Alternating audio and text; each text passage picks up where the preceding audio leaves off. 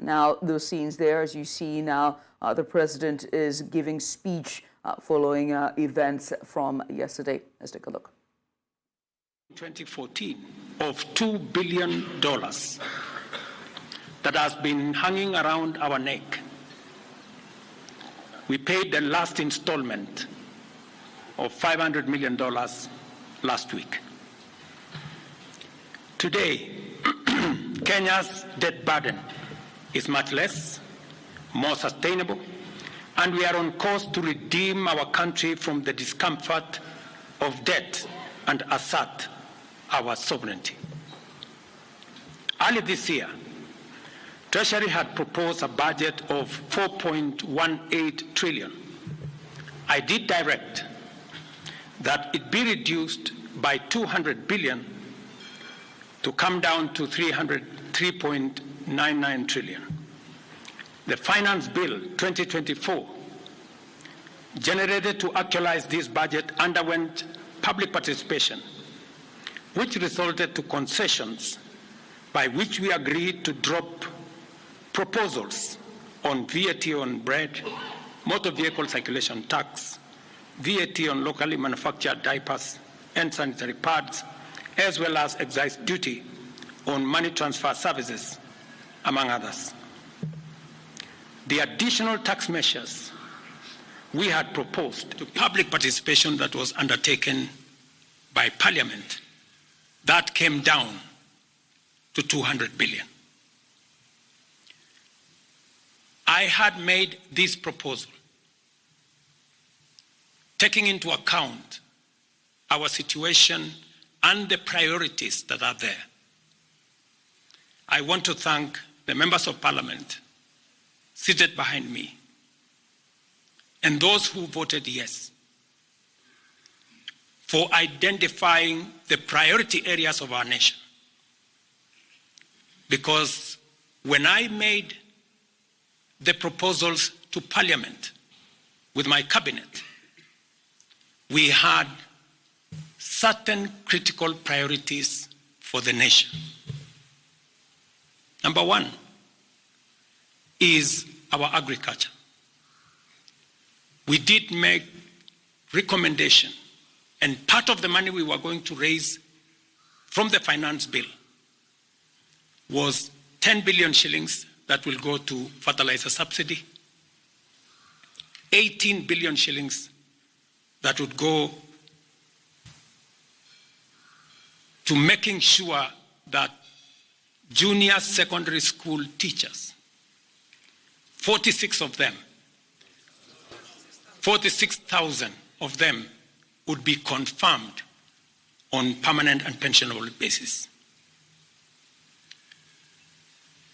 We are very clear in our minds that education being the greatest equalizer, no child in Kenya should go to a school where there is no teacher or where there are no adequate teachers. It is because of that reason that in this finance bill also, we had committed to hire an extra 20,000 teachers. We also had envisioned, because of the program of last mile connectivity to homes, especially in rural areas, we had committed 14.5 billion shillings, 50 million for every constituency for the last mile connectivity. Because we realize that there are many people who today cannot go to hospital because they cannot afford, because they have no health insurance. We had committed 6 billion shillings to operationalize our universal health coverage plan that would make it possible for every citizen to have a health insurance, those who cannot afford to be paid for by the government of Kenya, and to also operationalize the chronic illness fund that would make it possible for those who suffer from cancer, diabetes, hypertension, to be able to go to hospital, be treated, and go home without being asked for any money. We also had planned to put in money for our coffee farmers to retire the heavy debts that are bedeviling our coffee farmers. We also had allocated money for our sugarcane farmers to make sure that our sugarcane farmers get out of the debts that they're in. We had also committed to our milk farmers 2 billion shillings to make sure that every farmer is paid a minimum of 50 shillings per litre to make sure that these farmers, very hard-working citizens of our nation, get a fair return for their hard work and for feeding our nation. And that is why I commend these members of parliament for agreeing with us that all the priority areas I have mentioned were the right priorities to be funded. And by so doing, they supported the proposal to incorporate also the views of the people. These members of parliament came back to us after they went to listen to the people of Kenya. And they came back and reduced the budget on their own by 146 billion shillings. Notwithstanding all these concessions, it has become evident that members of the public still insist on the need for us to make more concessions. And because I run a government, but I also lead people, and the people have spoken, I am grateful to all the members of the National Assembly who voted yesterday affirmatively for the Finance Bill 2024 as amended on the floor of the House to incorporate the views generated through public participation. And following the passage of the bill, the country witnessed widespread expression of dissatisfaction with the bill as passed, regrettably resulting in the loss of life, destruction of property, and desecration of constitutional institutions. On my own behalf, and on behalf of these members and many other Kenyans, I send my condolences to the families of those who lost their loved ones in this very unfortunate manner. Consequently, having reflected on the continuing conversation around the content of the Finance Bill 2024, and listening keenly to the people of Kenya who have said loudly that they want nothing to do with this Finance Bill 2024, I concede, and therefore I will not sign the 2024 Finance Bill, and it shall subsequently be withdrawn, and I have agreed with these members that that becomes our collective position.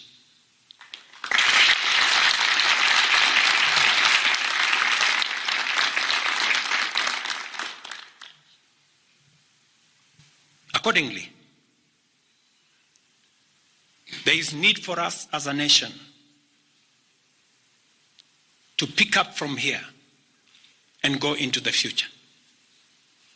And I am therefore proposing that because we have gotten rid of the Finance Bill 2024, it is necessary for us to have a conversation as a nation going forward.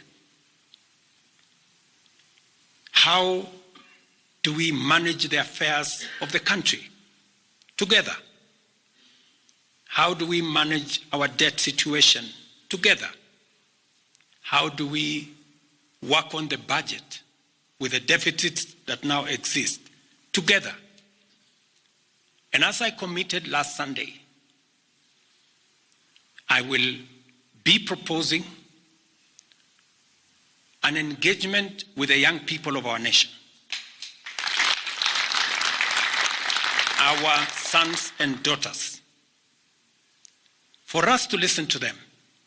As I said on Sunday, listen to their views, listen to their proposals, their ideas, their concerns, and what they think we should do better as we go forward. I am also recommending a multi-sectoral, bipartisan, multi-stakeholder engagement from civil society, religious organizations, professional bodies, for us as a nation to speak to the future of our country, again, together. And this will be on matters that are contained in the bill and matters that the people of Kenya have canvassed in the conversation that has been going on. In this regard as well, I am directing for immediate further austerity measures to reduce expenditure, starting with the Office of the President, the entire presidency, and extending to the entire executive arm of government. Operational expenditure in the presidency be reduced to remove allocations for the confidential fort, reduce travel, hospitality, purchase of motor vehicles, renovations, and other expenditures. This will cover the entire presidency and also the executive arm of government. I also propose that equally, Parliament, the judiciary, and county governments, working with the National Treasury, also undertake budget cuts and austerity to ensure that we do live within our means, respecting the very loud message that is coming from the people of Kenya.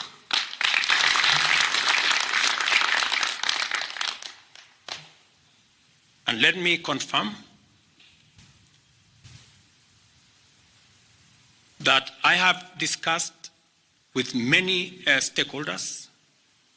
I will be meeting some of them shortly after this meeting on charting a way forward that makes sure that we carry the whole nation in this very important journey as we go into the future as a country. Let me also confirm that as we deal with austerity, the loud message on dealing firmly, decisively, and expeditiously with corruption is a matter that we have discussed and we have agreed that it will take the front banner as we go into the future. We will continue to do this and carry out this very important conversation. And I want to remind us that we should proceed within the foundational principles upon which our nation is founded, namely constitutionalism, adherence to the rule of law, and respect for constitutional institutions. We must continue to operate within the parameters of the law. I thank you.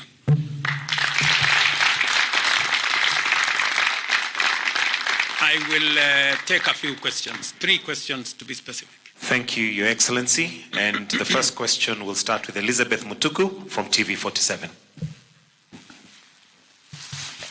Good evening. My question is on young leaders from the Gen Z generation who were abducted yesterday and the day before yesterday. What happens to that? Second, there were young people who were killed during the demonstrations. What do you speak of that as the head of state? Thirdly, how do we move forward on the budget cuts, especially now that you've said that we're going to have austerity measures, yes, but how then do we secure development? Thank you very much. Please. No, it's okay. So I have said young people, 6 to be exact, 6 people yesterday lost their lives. Very unfortunately, they shouldn't have lost their lives. And I have said it is a very unfortunate situation. I wish that would not have happened. And there is a framework that will make sure that those 6 Kenyans who died yesterday will be accounted for. Number 2, I did promise the country that there will be no extrajudicial killings going forward. And ever since I came into office, there is not one incident of extrajudicial killing. What you said about abduction are statements that were attributed to some of our civil society groups, but all the people they mentioned have since been found in police custody, and those that were already processed were already released. On the matter of development that you have said, minus the finance bill, it means that some of the development programs amounting to 200 billion shillings, we will have to cut down, to delay them. They will have to wait, some of them, for next year. We will try it again. We will try next year to find some money. Some of them we will have to cancel, because that's the nature of things. And it is because the people of Kenya have spoken loudly that they want a leaner budget for us as a country. Question number 2. We'll take the next question from Busara, K24. Naam, swali langu la kwanza ni wazi kwamba matumaini ya vijana wa Gen Z na baadhi ya Wakenya kwa wabunge yamepungua kabisa ama hata yamepotea. Kwa hivyo kama rais unachukua hatua gani kuhakikisha kwamba tunawahusisha vijana katika maamuzi muhimu hasa katika masuala ambayo yanalenga taifa ama ujenzi wa taifa? Swali lingine, je, utahakikisha vipi uwazi katika mpango wako wa kupunguza matumizi serikalini? Maana yake umesema kwamba kuna austerity measures.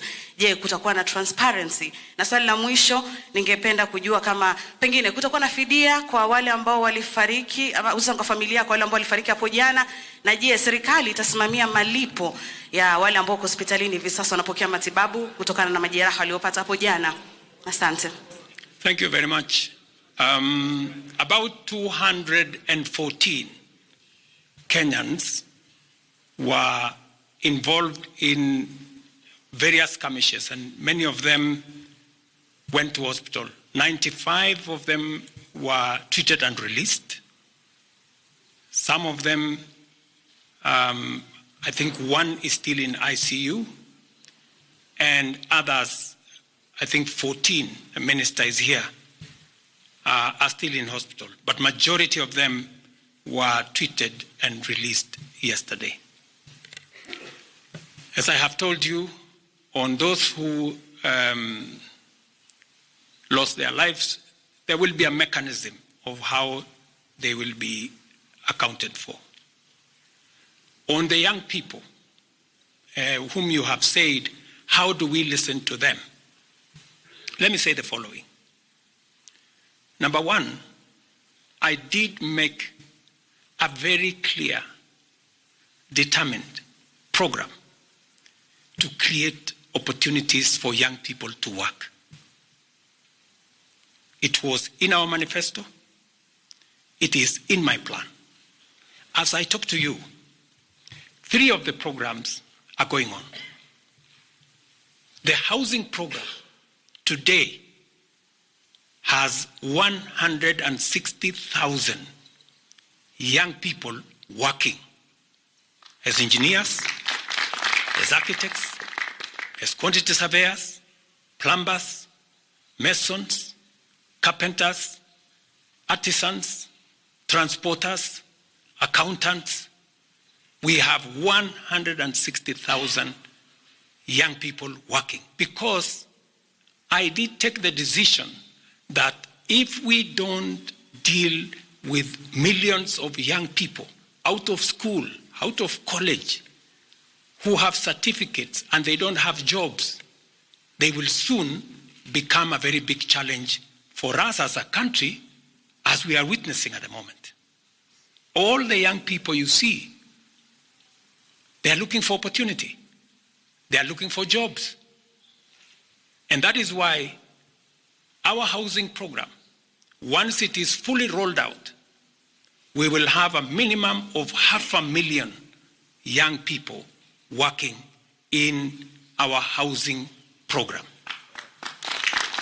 Number 2, I have been very clear on making sure that additional to our housing program is our digital infrastructure, the digital superhighway, the digital hubs, and the whole ecosystem of what we are doing in creating digital jobs.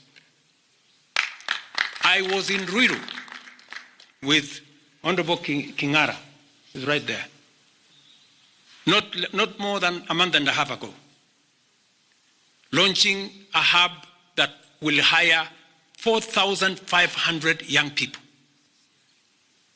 under CCI. In this budget, we had added 10 billion shillings to CDF for them to be able to construct ICT hubs in each ward in the Republic of Kenya.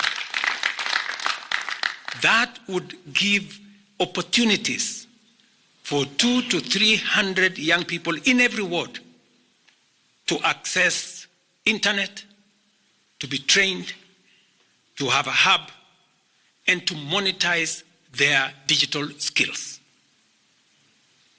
We will still find another way of implementing this plan, even if we have to cut back on CDF, if that is what is going to happen.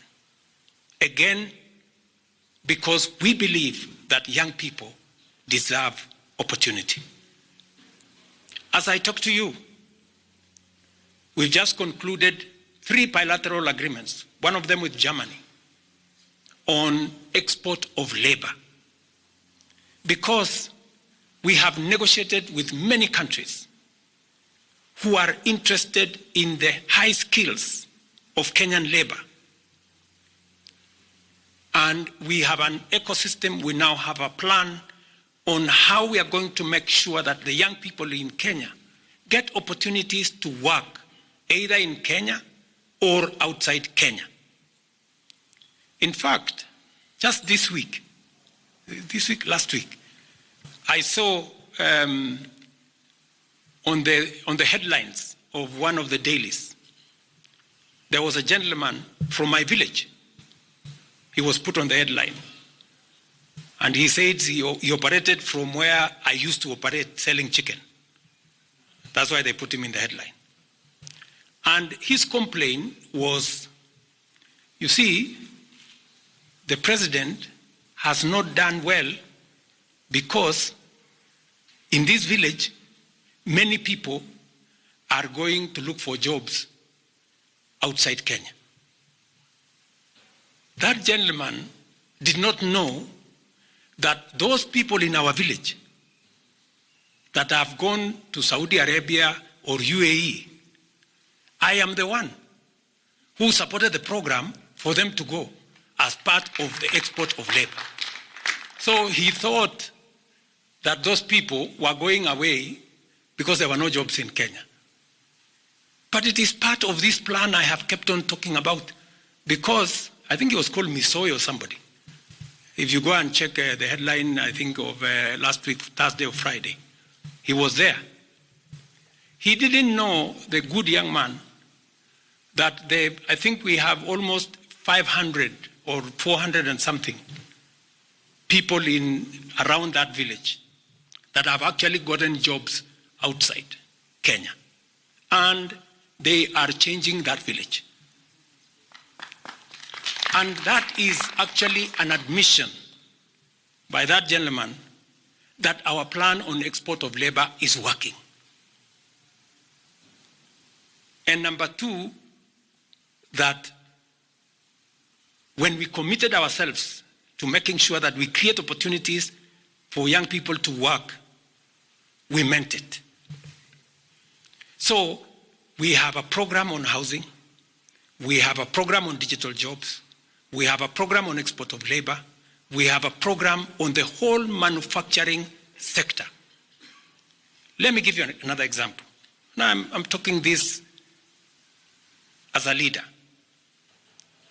We deliberately, last year, said we cannot continue to import products that we can manufacture in Kenya. One of them was clinker, cement, furniture, steel. What has happened the last 1 year?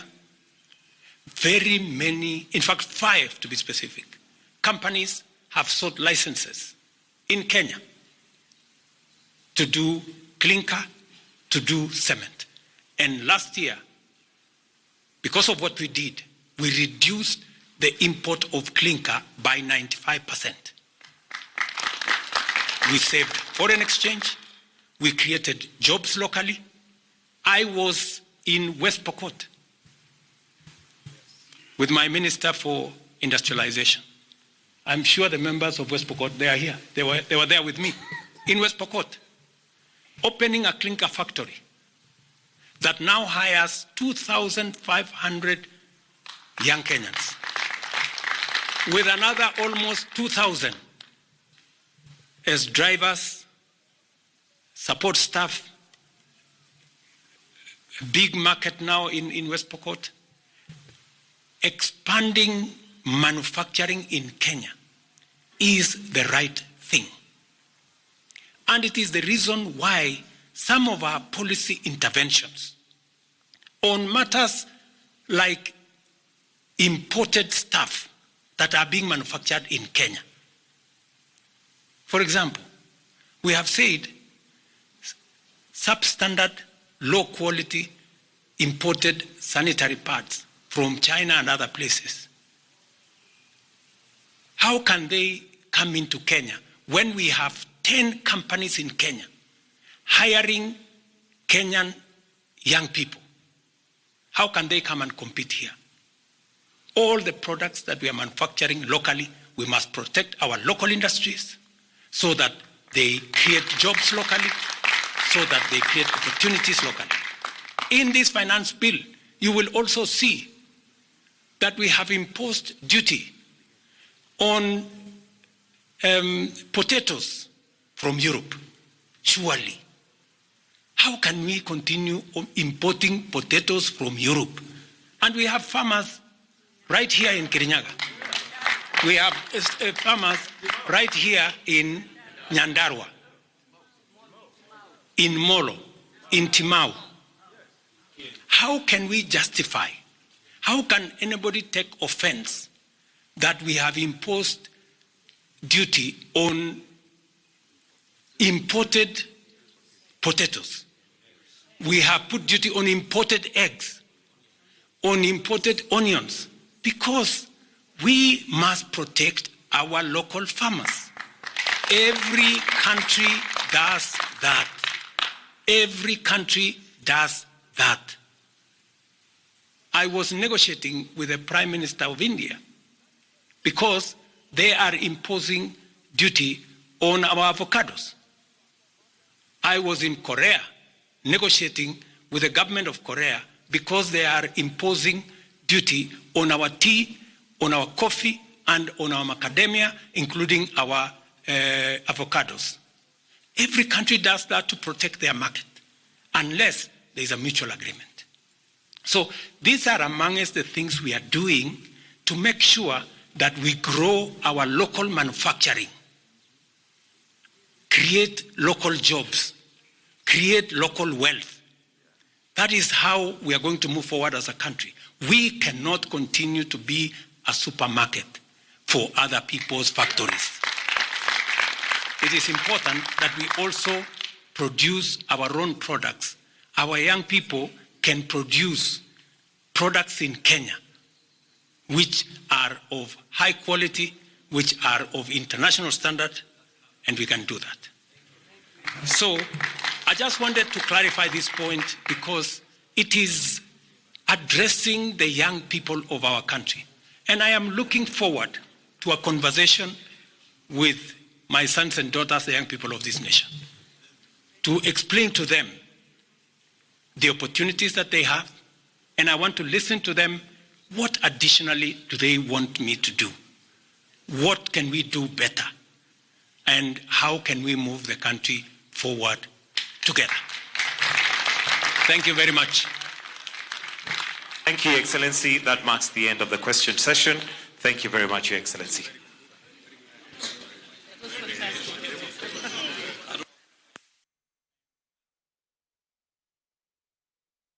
Scenes you just watched there is of the president of Kenya, William Ruto, there making a speech regarding the anti-tax protests that have hit the nation of Kenya and the capital of Nairobi since last week. And now he has recalled or withdrawn the controversial bill, which is the finance tax bill. And also he has also made statements affirming that the government would also cut down on spending on budget, as well as travel budgets for the presidency and all the presidential staff when it comes to travel, hospitality, and the likes. He's also made statements saying that the parliament, the executive arm, plus the judiciary will see a significant cut when it comes to the budget, salaries, allowances, as well as purchases of cars. He has said that there will be a slim government moving forward. He's also made statements about regarding export of labor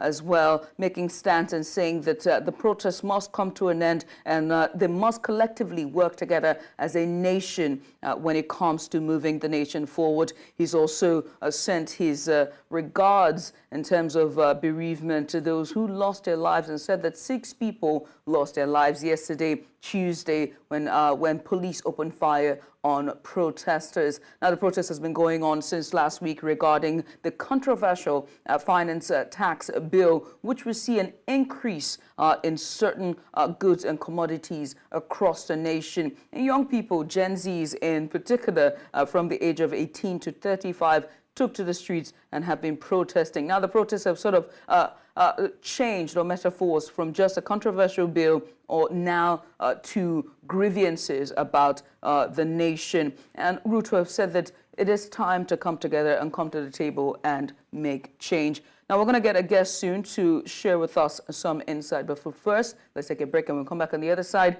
We'll bring you news now. I'm Judith at TV. Stay with us.